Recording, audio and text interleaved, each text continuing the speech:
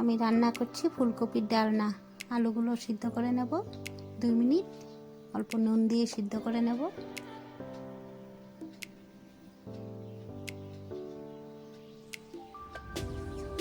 এদিকে নিয়ে নিয়েছি 2টো ছোট সাইজের টমেটো, 1 টুকরো আদা, 4টা কাঁচা লঙ্কা,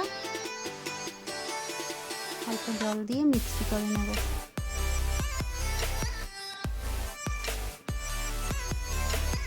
দিয়ে দেবো ফুলকপিও 2 মিনিট সিদ্ধ করে নেব।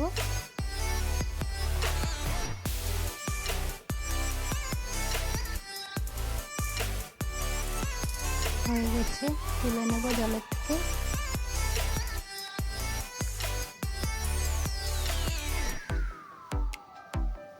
এখন আলু ভেজে নেব।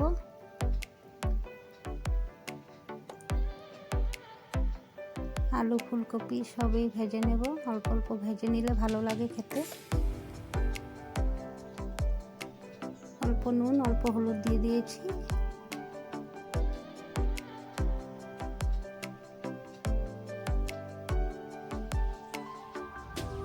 আলু ভাজা হয়ে গেছে, তুলে নেব।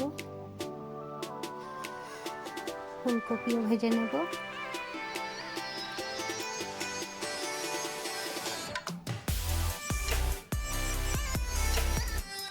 এই ফুলকপি আলুর ডালনাটা রুটি, পরোটা, ভাত সব কিছুর সাথে খুব টেস্ট লাগে খেতে, খুব ভালো হয়। অল্প নুন হলুদ দিয়ে ভেজে নেব।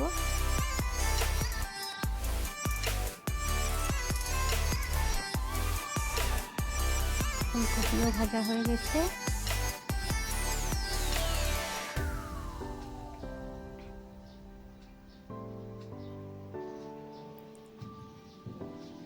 কড়াতে দিয়ে দিলাম সরষের তেল,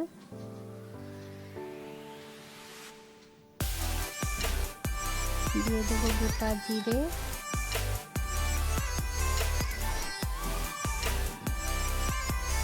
গোটা গরম মশলা, এখানে দারচিনি, লং, এলাচ দিয়েছি, 2টা তেজপাতাও দিয়ে দিলাম। মিক্সি করা মশলাগুলো দিয়ে দিলাম।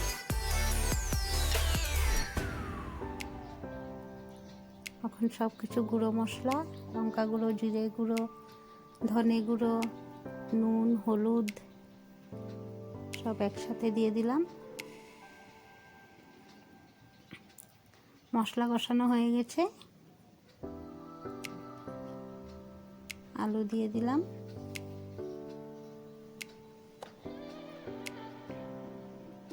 মিক্সির বাটি ধোয়া জলটাও দিয়ে দিলাম।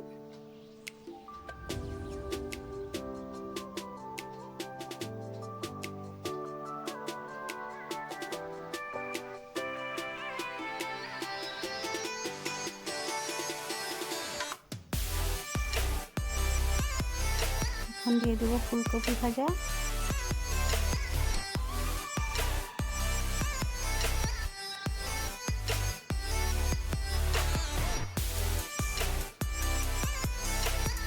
মশলার সাথে ভালো করে কষানো হয়ে গেছে, দিয়ে দেবো গরম জল।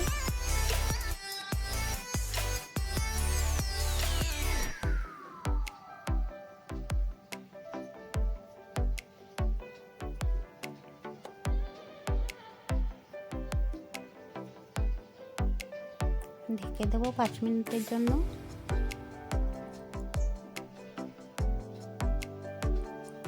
দিয়ে দিলাম অল্প করে চিনি,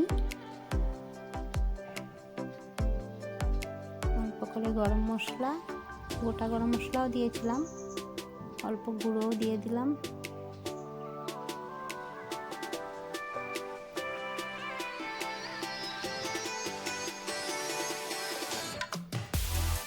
হয়ে গেছে ফুলকপি আলুর ডালনা। ফুলকপি আলুর ডালনা খেতে খুব টেস্ট হয়।